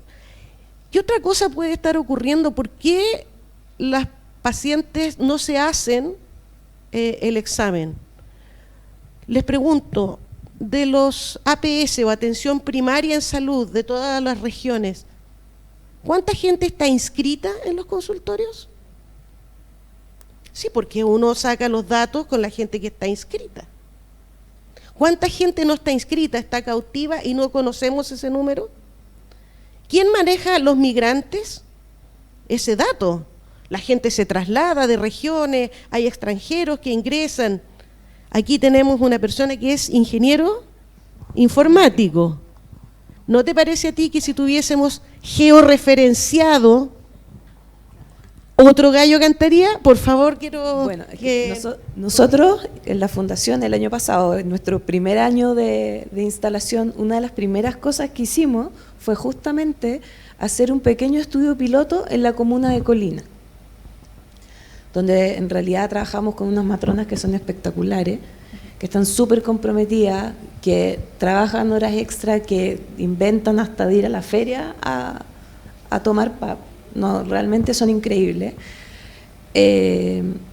Hicimos este estudio y tomamos a más de 100 o 200 pacientes, no recuerdo el número, pero era ese el orden, para saber qué pasaba. Y tuvimos varias cosas interesantes que vimos. Por ejemplo, en general los pacientes están inscritas, ¿ya? Nos pasa que dejan de tener niños y no van nunca más donde la matrona. Cuando tratan las matronas o los CEFAM, por ejemplo, de hacer seguimiento y de hacer campañas, nos dimos cuenta que no las pueden contactar, porque sobre todo en los estratos sociales de repente más bajos las personas cambian sus teléfonos de contacto, sus celulares, se les termina y muchas veces en la feria van y se compran otra tarjeta, los cambian, los pierden.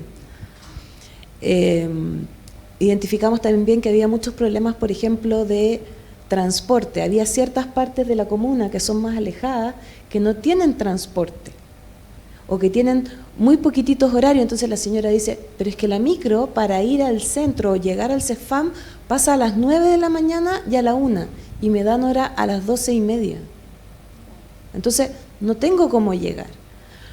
Nos encontramos con, como decía Carolina Goich al principio, hay una serie de determinantes sociales que tenemos que incorporar, porque yo estoy convencida de que la política pública hoy día en cáncer de cervicuterino es súper buena, pero nos encontramos con esas barreras. Nos encontramos también, por ejemplo, con que si bien existe ese permiso de mediodía para hacerse el examen, en muchas partes las personas tienen que ir a pedir la hora presencial.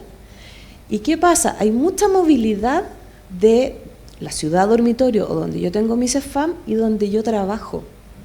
Entonces, por ejemplo, algunas de las personas que entrevistaban nos decían, mire, por ejemplo, yo trabajo, me acuerdo de una señora particularmente, me decía, yo trabajo en el registro civil en Huechuraba y vivo en el sector de Esmeralda, en Colina, que es un sector justamente que no es céntrico. Entonces me decía, yo no puedo ir a pedir la hora porque ahí ya me tomo el mediodía. Entonces es complejo. Ahí tenemos ciertas variantes que necesitamos hacernos cargo. Yo propuse en algún minuto, en este mismo piloto, para responder a su pregunta, yo dije, ¿por qué no nos pasan una pequeña base, georreferenciemos a las personas y creemos una acción comunitaria? Es decir, por ejemplo, que las señoras que viven en Esmeralda a lo mejor puedan compartir un transporte, un auto, un transporte de la municipalidad que las traiga. Alguien que le cuide a los niños, las mujeres somos cuidadoras muchas veces. Entonces, ¿qué pasa? Que para que otras mujeres vayan a trabajar, de repente hay una que cuida a todos los niñitos, que cuida a personas enfermas, a las madres. Entonces, inventar un sistema que sea de ese tipo. También propusimos, por ejemplo, que haya una búsqueda más activa, que es muy simple. Señora, en el mes de su cumpleaños, una campaña. Oiga, venga en el mes de su cumpleaños a hacerse el PAP. Tú sabes cuándo la persona está de cumpleaños, sabes qué edad tiene, cuándo cumpleaños, dónde vive, en general. Entonces, de verdad que con poquititas cosas, con un mensaje de SMS, podrías llegar a esa persona. O con un mensaje de WhatsApp. Porque hoy día se están haciendo muchos esfuerzos. Nuestras matronas, por ejemplo, en Colina, han implementado campañas para trabajar fuera de horario, los días sábados, de 8 de la mañana a 8 de la noche, para atender a esas personas que no pueden ir de lunes a viernes, de 8 a 5, cuando trabaja el CEFAM. Y a veces la gente no llega y ellas empiezan una por una a llamar, ¿va a venir? Y no llegan porque muchas de las campañas las hacemos por redes sociales. Y las personas en áreas más rurales, a pesar de que tenemos no tienen internet. Entonces, tenemos un alto grado de... Hay más teléfonos celulares y smartphones en este país que personas, pero eso no quiere decir, primero, que las personas sepan usarlo, o que tengamos la internet disponible para todas esas personas. Pasó lo mismo cuando estábamos en el COVID, ¿te acuerdas que hicieron las campañas, por ejemplo, para que la gente hiciera sus trámites en el Banco del Estado a través del teléfono? Y tú ibas, por ejemplo, en Colina y la cola afuera del Banco del Estado era kilométrica, porque la gente no tiene plata para la internet. Entonces, en ese contexto, entonces, por ejemplo, el test de BPH a mí me parece fantástico, sobre todo para lugares más alejados, que donde la gente le cuesta llegar, entonces te quedas tranquilo. La alianza, es como un paréntesis, a propósito de lo que dice Elizabeth, la alianza público-privada, que es un elemento que está consagrado en la ley de cáncer. La alianza público-privada puede servir para articular efectivamente a la sociedad civil, junto con la autoridad, las sociedades médicas, el Colegio Matrona, y pudiéramos articular algo como lo que dice. Para no perder el hilo, da lo mismo si mi asegurador es FONASA o es una ISAPRE o es un seguro. Da lo mismo. Porque si estas cosas están en garantía, a mí se me vence el plazo de la garantía y yo inmediatamente mi asegurador me tiene que mandar a otro. Entonces, la responsabilidad aquí es individual, de saber del tema e ir a hacerse las cosas, hacer todos los esfuerzos, una vez al año o cada 5 años o cuando corresponda. La responsabilidad también es del Estado.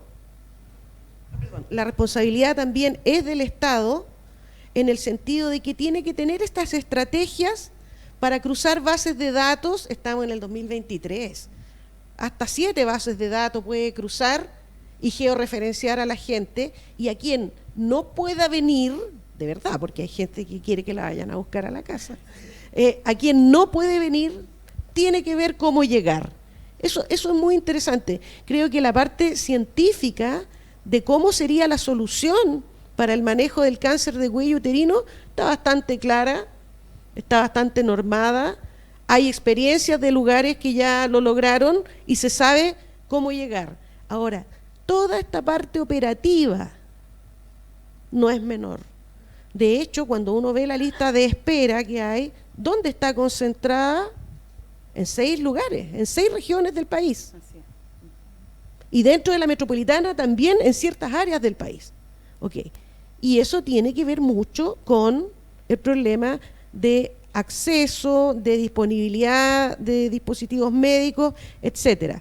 ¿Ah? Pero quiero que, Daniela, era para no perder el hilo del público-privado. Eso existe y es utilizable, pero hay que saberlo. Bueno, yo soy testigo de las matronas cómo trabajan en la atención primaria. Yo antes de ser ginecóloga estuve 4 años en la atención primaria y hasta uno estaba en la feria. Eso es algo súper común, se hacen actividades y es sumamente difícil, porque a pesar de que la señora puede ir por un resfrío, uno le dice, pase donde la matrona, no, es que no tengo tiempo, me tengo que ir, y también se van. Es súper complejo para la matrona el tema del PAP. Y por eso creo que con el tiempo, las tecnologías y todo, se puede hacer muchísimo. Y sí, tomo también lo que dijo Carolina Goich, el tema de la prescripción. en el caso del VPH. Es muy distinto que una mujer vaya un día sábado, porque los ginecólogos, claro, hay horarios limitados, siempre cuesta encontrar horarios, y es muy difícil coordinar los horarios, porque uno es el trabajo y otro son los niños, y otro es que hay que ir a comprar, y la mujer tiene tantas cosas que hacer que realmente el tiempo no alcanza. Pero sí, cuando uno no tiene la prescripción, y que yo me he dado cuenta ahora, por ejemplo, con que ya no se necesita la prescripción para la mamografía, que llegan a mi control y llegan con la mamografía. Es que me la tomé porque ahora está libre. Y ahí uno dice, sí, avanzan, toman la iniciativa, y eso ha sido muchísimo desde que se liberó. Yo creo que pudiendo, ojalá, liberando el tema del VPH, la mujer quizás va a tener más acceso y va a poder ir. Claro, hay que hacer un cruzamiento de base de datos. Eso a nosotros nos avisan cuando un PAP está alterado. Al tiro, salió PAP alterado, se cita. Y los mismos departamentos de calidad de las clínicas nos citan a las pacientes para que no se pierdan, se llama y la paciente sabe. En el caso del PAP o del test de VPH, en general, el análisis en relación a la reducción del acceso no tiene, desde mi punto de vista, no tiene que ver tanto con la solicitud de una orden o no, tiene que ver con el acceso mismo, ¿ya? ¿Y por qué lo menciono? Porque ese examen, PAP o VPH, como sea, va a ser un examen que se oferta en el mismo lugar en donde ocurre la atención clínica. O sea, uno llega al box y en el mismo box se toma, no necesita una derivación. Claro, entonces en el sistema público en general eso no produce un problema de acceso porque eso está, de hecho se hacen campañas de PAP, se hacen extensiones horarias especiales, entonces la disponibilidad existe. Sin embargo, hay condiciones o características propias de las pacientes, por ejemplo, estar con su ciclo menstrual o haber tenido relaciones sexuales durante 48 horas, que hacen que no se pueda, pero eso son, yo diría, un porcentaje más bajo en donde no se puede acceder. Por lo tanto, desde mi punto de vista, la restricción en el público no tiene que ver tanto con una orden médica, puede ser más bien quizá en el privado, que en donde no ocurre el mismo examen en la misma atención necesariamente, sino que el gran problema que tenemos es el acceso, por ejemplo, en que no podamos garantizar a todos VPH. Entonces ahí se genera una barrera de acceso entre quienes sí y quienes no. Entonces yo creo que no es genérico el análisis y hay que analizarlo por problemas de salud y entendiendo dónde se producen también los espacios clínicos donde se producen también la toma de los exámenes. Y lo último que quería señalar era en relación a lo que mencionó voy a partir un poco de atrás para adelante, lo que mencionó la doctora Ciudad en su primera intervención, que mencionaba primero de la billetera fiscal. Nosotros todavía no tenemos información sobre la aprobación de la expansión presupuestaria del próximo año, por lo tanto, esas cifras yo las trataría con un poco de cautela, con cuidado, porque además no estamos desagregando sobre tamizaje en cáncer de mama o cervicuterino. Para todos los tamizajes. Ya, eso es importante. En cáncer de mama, una cifra similar es para el tamizaje de cáncer de mama entre 50 a 69 cada año. Entonces, podríamos pensar que ya nos comimos la plata del tamizaje con eso, ¿cierto? Entonces, puede sonar exorbitante, pero probablemente la mayoría de las personas que estamos sentadas acá hoy no imaginamos la cantidad de ceros que implica un programa de tamizaje, diagnóstico, de tratamiento, porque el volumen poblacional, pese a que Chile es un país pequeño, ¿cierto? Comparado con nuestros países, con Brasil, con Argentina, la cantidad de ceros es impresionante, cuántos son los recursos fiscales asociados a los programas. Entonces, la verdad que todavía no hay información sobre el presupuesto de expansión, eso lo sabemos hacia el final del año. Nosotros, como todos los años, pedimos VPH para los 29 servicios de salud. Ahora nos quisimos acotar a la estrategia mundial, quisimos acotar nuestro rango etario para poder tener una posibilidad mayor de aceptación, quisimos ser más bien estratégico en esto, pero todavía no hay información. Entonces, es algo en desarrollo para no crear expectativas. Eso, no, es que eso, como tú dices, es lo básico, es lo que habitualmente se asigna, digamos, que son muchos ceros, y eso demuestra en que sí hay una preocupación, y eso es lo que quiero expresar, por lo que es hacer prevención y lo que es hacer diagnóstico precoz. A mí eso me gusta mucho porque creo que es la base. Sí.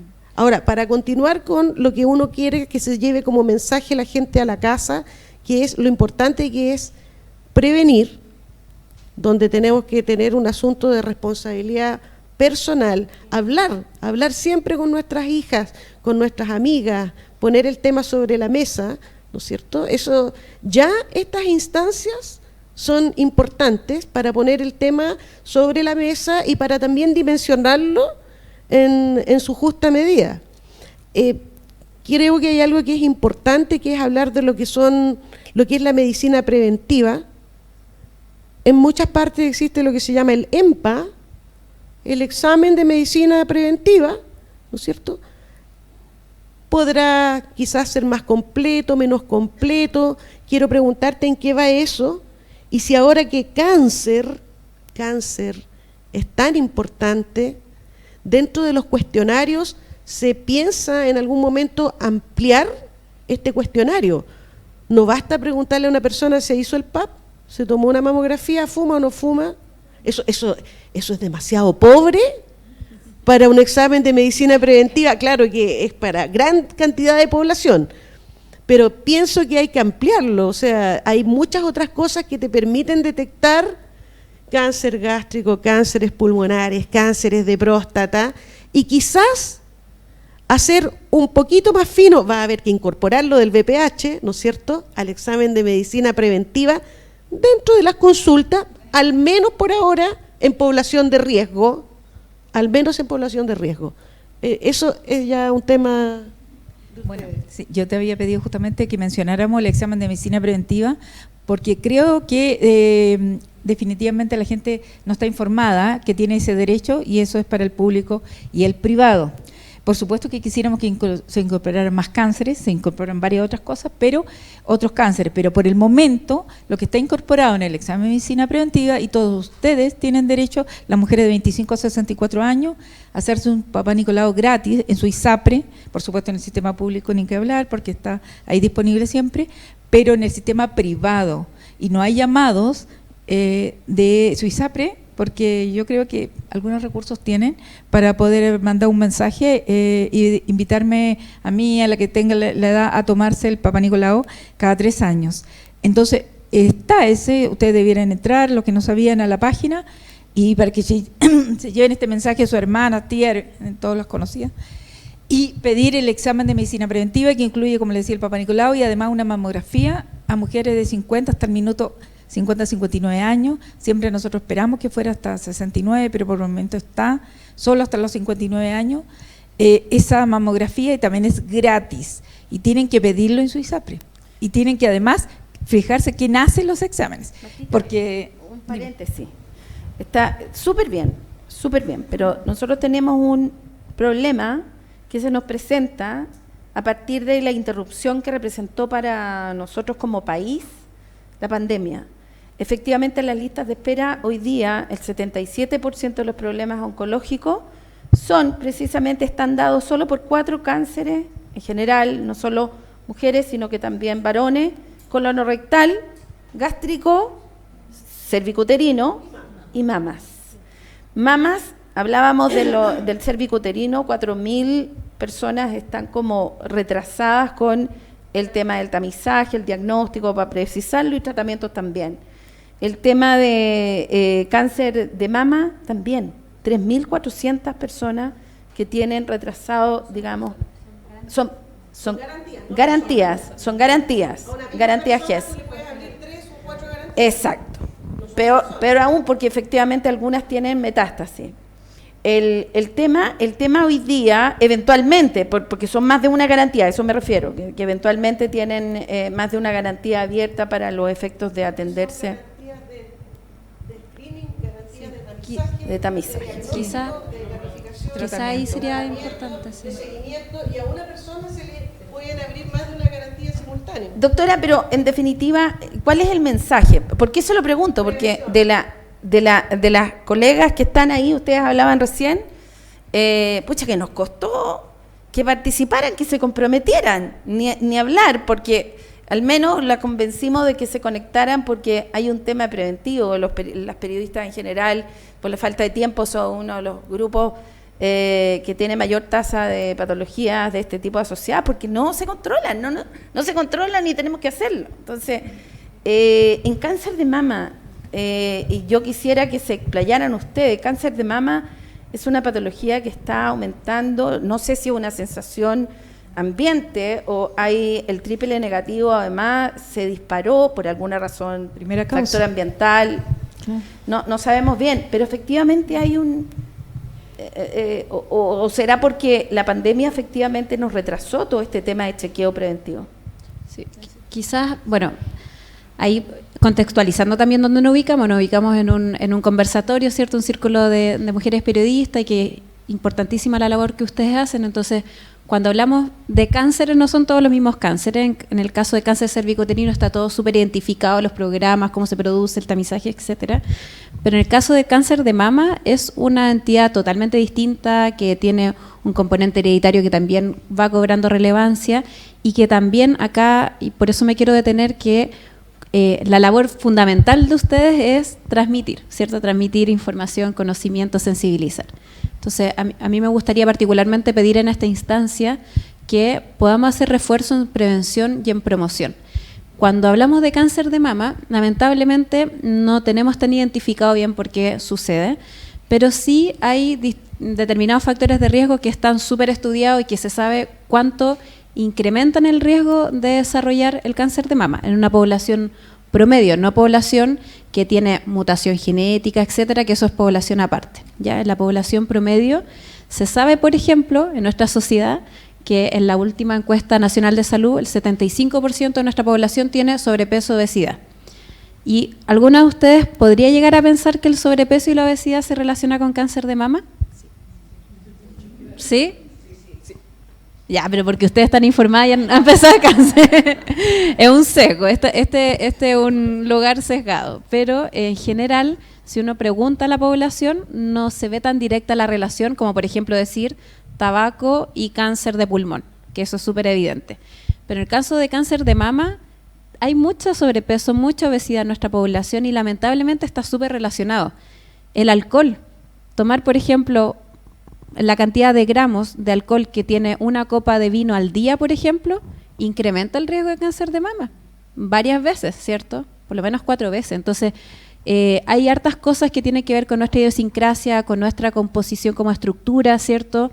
Entonces, el llamado acá es, hablemos de factores de riesgo, hablemos del tabaco, hablemos del alcohol, que está muy normalizado, ¿cierto? Hablemos del sobrepeso y la obesidad, hablemos de la inactividad física, del sedentarismo. Esos sí que son factores de riesgo importantes, y son importantes porque son más bien invisibilizados y por lo tanto no los tocamos en forma aislada para el cáncer, sino que lo hablamos en general, diabetes, hipertensión, pero sí tienen un rol fundamental en cáncer, y en algunos cánceres más que otros, en cáncer de mama, cáncer de endometrio, particularmente. Entonces, eso es un poco el llamado de atención en cáncer de mama. En cáncer de mama, como menciona Pamela, existe una percepción de que el cáncer está aumentando y es muy probable que estemos muy sensibilizados con el tema, que está aumentando. O sea, pueden ocurrir fenómenos simultáneamente que crean una percepción, ¿cierto?, de que la patología está un poco desbordada. Y probablemente estamos en una situación distinta a prepandemia, ¿cierto?, donde hubo postergación de realización de mamografía, donde hay perfiles también de cánceres que aparecen, tienen edades de aparición más tempranas, por ejemplo, como los triple negativos, pero eso también se relaciona con lo anterior, con los factores de riesgo, ¿cierto?, nuevamente, con cortes de niñas que están sometidas a muchos factores de riesgo sistemáticamente por décadas y que por lo tanto van a tener más cáncer de mama. Entonces, aquí la pregunta es, prevengamos, ¿cierto?, hagamos promoción, prevención, tamicemos a tiempo con una mamografía por lo menos cada 2 años, ¿cierto?, principalmente después de los 40 años, ¿cierto? Esa es la recomendación. Si usted es paciente que está en el aseguramiento público entre los 50 y 69, sí o sí la tiene que realizar. Y empoderar a la población en cuanto a que esta es una patología que también existe en el GES y que por lo tanto el no cumplimiento, y eso se cruza con los temas anteriores, el no cumplimiento de una garantía de oportunidad, que es el plazo máximo en que se otorga una prestación, tiene que sí o sí ser resuelto o en el lugar donde usted se está atendiendo, o en un segundo prestador, o en un tercer prestador. Y eso está garantizado por ley. O sea, eso sí o sí tiene que ocurrir, y eso yo creo que es como un poco el llamado que yo me permitiría hacer en este círculo de periodistas. Perfecto. Mira, son muchas las preguntas que hay, pero no vamos a alcanzar porque nos queda muy poco tiempo. Solamente tal vez representar el volumen de la mayoría. Hace poco, bueno, Chilevisión hizo un reportaje, no sé si tuvieron oportunidad de verlo, respecto del DAC, que el no haberse actualizado está generando, digamos, una serie de incertidumbre o duda, al menos. Se plantea la discriminación que existe entre la ley Ricarte Soto, que da cobertura a un grupo de pacientes con cáncer de mama, que son positivas, y las pacientes con cáncer del tipo negativo o triple negativo no están consideradas, o están consideradas con una sola droga que no es mejor que otras que están actualizadas.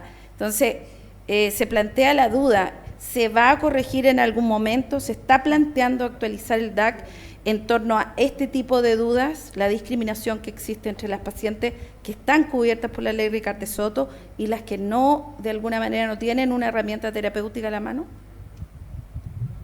Voy a ir de lo más general a lo más particular, pero en general, siempre que hay que entender que en el término, trabajar en salud pública siempre va a crear una reducción de inequidad y aumento de equidad en una cosa, ¿cierto? Por la incorporación de un medicamento, si mejoramos cáncer de mama en una serie de tecnologías médicas, vamos a crear más equidad en ese problema de salud, pero inequidad en otros problemas de salud. Eso yo creo que es como el principio, porque eso nos permite entender un poco cómo se trabaja. Dicho esto, en cáncer de mama, particularmente yo vengo de la Subsecretaría de Salud Pública, del Departamento de Cáncer, el DAC, que es el Comité de Drogas de Alto Costo, ¿cierto?, trabaja en otro departamento, en otra división ajena donde yo trabajo. Yo en realidad me puedo hacer cargo un poco de donde yo trabajo, y lo que yo entiendo, porque también no es algo que hemos podido trabajar lamentablemente en conjunto, que esto está en revisión, este listado de drogas. Por supuesto que los procesos finales de incorporación de una droga en un listado tienen una serie de pasos, tienen una serie de estudios, de evaluación de la evidencia, si es que efectivamente produce un mejor aumento, por ejemplo, en la sobrevida, que en general se ocupa ese resultado para poder estudiar y hacer comparaciones. Yo entiendo que se está generando estos estudios, pero no tengo claridad acerca de cuándo va a ser la fecha de incorporación o no de nuevas drogas, porque además eso se cruza nuevamente, aquí todo se cruza con los temas presupuestarios. O sea, podemos tener evidencia para medicamentos, y que ahí es súper importante la sociedad civil, que de repente nos empuja, ¿cierto?, a movilizar y la incorporación de nuevas drogas, pero eso también se tiene que acompañar con una disponibilidad presupuestaria, por ejemplo, para el medicamento. Y hay unos cuando dice drogas o a lo mejor tamizaje, ¿qué va a salvar más vida? Entonces, las decisiones en salud pública no son fáciles, porque dependen primero de condiciones de gravedad, de volumen de poblaciones, ¿cierto?, de resultados, y probablemente ese análisis está todavía en desarrollo, y es motivo por el cual a lo mejor quiero pensar que es porque no se han incorporado estas drogas en este listado de actualización. Entonces, estoy totalmente de acuerdo. Esto es un asunto de justicia distributiva y de hacer cosas que sean costo efectivas. El análisis individual de cuando uno ve a un paciente es totalmente distinto a un análisis de salud pública que beneficia a toda la población. Y eso es vital en la toma de decisiones sobre qué es lo que se hace o no se hace. Ahora, yo no creo que nos estamos... Para optimizar el uso de recursos que siempre son reducidos, ¿no? Sí, o administrados quizás más en una cosa que en otra. Eso es una cosa que hay que ir mirando. Como dice Gina, es multifactorial. Como el tema que nos convocaba básicamente era cervicuterino, según entiendo hoy día, quiero cerrar tomando un poco lo que dijo cada una de las personas que está aquí, el énfasis en ampliar lo que es BPH, ¿no es cierto?, sus pilotos, y también aplicar este flujo clínico de lo que significa quién tiene indicado un tipo de examen, quién otro y con qué periodicidad. Para eso los ginecólogos, digamos, están y saben lo que tienen que hacer. El enfoque que le da Gina de salud pública y de lo importante que es tomar en cuenta todos los factores y hacer énfasis en lo que es prevención. Ese es el foco. Eso es lo que nosotros podemos manejar como ciudadanos.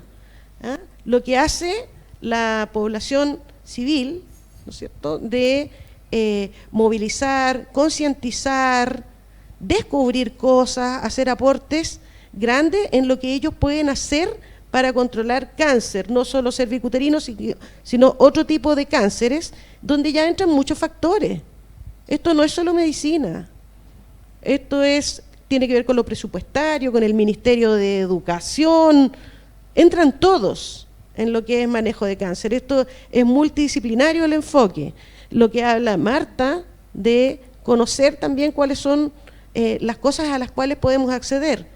Exámenes de medicina preventiva, posibilidades, si uno tiene una garantía que venció justo, de optar a un segundo prestador, y repetir que cuando las enfermedades, por ejemplo, cáncer de cuello uterino, se encuentra en etapas precoces, o sea, ojalá no se desarrolle, pero si se encuentra en etapas precoces es altamente curable y con una calidad de vida fantástica, y afecta a mujeres en edad muy importante, donde están plenamente activas laboralmente, al cuidado de los hijos, ¿no es cierto?, con un rol en la sociedad muy importante. Entonces yo creo que el mensaje es para las mujeres periodistas. Creo que la sociedad civil tiene un rol y el periodista tiene un rol importantísimo en ser responsable, en tomar los datos y las noticias de varias fuentes, ¿no es cierto?, certificarlas, cotejarlas, porque mucha gente se guía por lo que salió en Twitter o por lo que aparece en un programa específico, muchas veces con la noticia más sensacionalista, y esa no es la idea. Es muy lindo que puedan aportar, y es, yo creo, una de las herramientas, si es que no la más potente, para poder difundir lo que es prevención en cáncer, la actividad de las periodistas y de las mujeres periodistas. ¿Ok? Bueno, y también quiero dejar un mensaje como ginecóloga y paciente, es que efectivamente las periodistas tienen el sartén por el mango. Nosotros podemos hacer todo, pero en un área más limitada. Ustedes tienen la gran misión de informar a las mujeres, ojalá puedan desmitificar esto del cáncer de cuello, en el sentido de que siempre se le da una connotación muy de transmisión sexual, y que es cierto, esto ya ha pasado a ser más una enfermedad más infecciosa que oncológica como tal, pero sí, efectivamente se transmite, pero no siempre se han quedado con la idea, y que son las pacientes que uno llega y escucha, y lloran tremendamente por la vergüenza de que le va a decir el marido, de que se contagió, de que etcétera, y buscan culpables. Ya, eso es una misión. Yo trato de hacerlo día a día, pero ustedes son las importantes para decir que, mira, puede haber sido, son varios factores de riesgo. Puede haber sido, sí, efectivamente, varias parejas, como podría haber sido una. Y eso también tiene que ver con un sistema inmune, con cada mujer. Por lo tanto, es súper importante que puedan entregar ese mensaje y que vayan sin miedo a controlarse, que no debe doler. Esa es una cosa súper importante, porque todas dicen, ay, no, es que yo voy, es terrible, y todas como que sufren, y uno las ve como sufriendo, y es terrible. Es un examen que no debe doler. El Papa Nicolau no debe doler, ni el test del BPH, que se puede tomar al mismo tiempo, tampoco debe doler.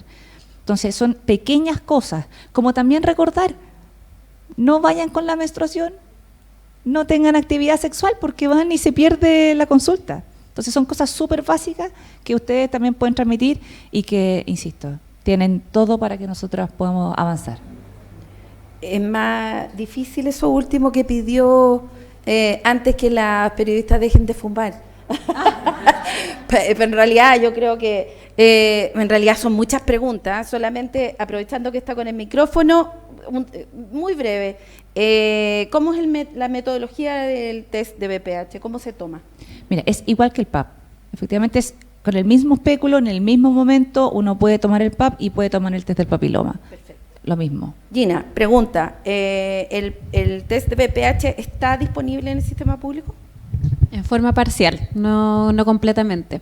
Hay servicios de salud, nuestra distribución sanitaria son 29 servicios de salud tenemos 13 servicios de salud que lo tienen, y dentro de esos servicios de salud hay distintas comunas, y en esas comunas está. Entonces, ¿Cómo ahí se puede informar, por ejemplo, los periodistas que quieren informar y hacer una nota de esto? ¿Dónde buscan esa información para saber en cuáles ciudades o en cuáles CEFAM tienen el test? yo lo que sugiero, o sea, hay un listado de servicios de salud, pero yo lo que sugiero es que puedan solicitar esta información al mismo servicio de salud. Por ejemplo, están el servicio de salud Arica, Antofagasta, Coquimbo, de la Metropolitano, todos menos Suroriente, está en Maule, en Talcahuano, en Araucanía Sur, en Valdivia y en Osorno. Nos comprometemos entonces a contestarles nosotros, chiquillas, como más detalladamente a través de estas preguntas, para nos las dejan y nosotros las vamos a contestar, Gina. Solo lo último, porque no me puedo quedar con esto. Cuando la doctora Camargo presentó, mencionó dentro de los grupos menor a 30 que no se tomaba el BPH, entre 30 y 65 BPH, y habló de las mujeres histerectomizadas. Las mujeres que se han sacado su útero por una causa benigna, por ejemplo por miomas, no es necesario que se tomen el PAP, pero si se sacaron su útero por cáncer o por una lesión relacionada a cáncer, sí se deben seguir haciendo el PAP o el BPH. Ya, entonces, ojo con eso, el PAP. Perdón, el PAP, sí, efectivamente, en una mujer que se sacó el útero por un cáncer, debe seguir en control, y eso hay una pauta, que es cada 4 meses, en el fondo eso es una pauta que se sigue con el gineonco, pero no está validado el test del papiloma para una mujer histerectomizada por un cáncer, por si acaso, no existe todavía eso. Nancy va a cerrar con la doctora Ciudad. Yo solamente decirles que como Pamela Morales, periodista científica y de salud de tantos años, conmino, invito a mis colegas, yo creo que el 80% fuma, muy fumadoras, este segmento de trabajadoras son tremendamente fumadoras, lo dejen ya, y ejercicio, háganse el tiempo, chiquillas. Y gracias por participar.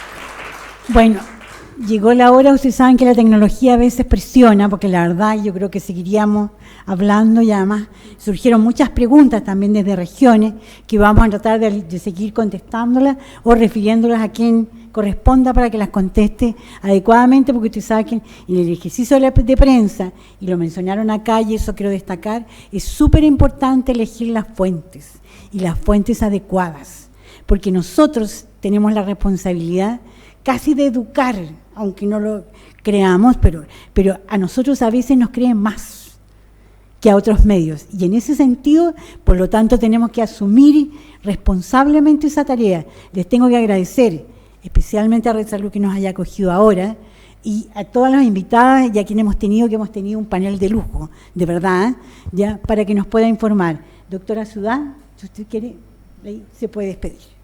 Solamente agradecer. Doctora Camargo, doctor Tavilo, muchas gracias por recibirnos en su casa y darnos la oportunidad de tocar estos temas tan importantes. Gracias a los panelistas, a los asistentes.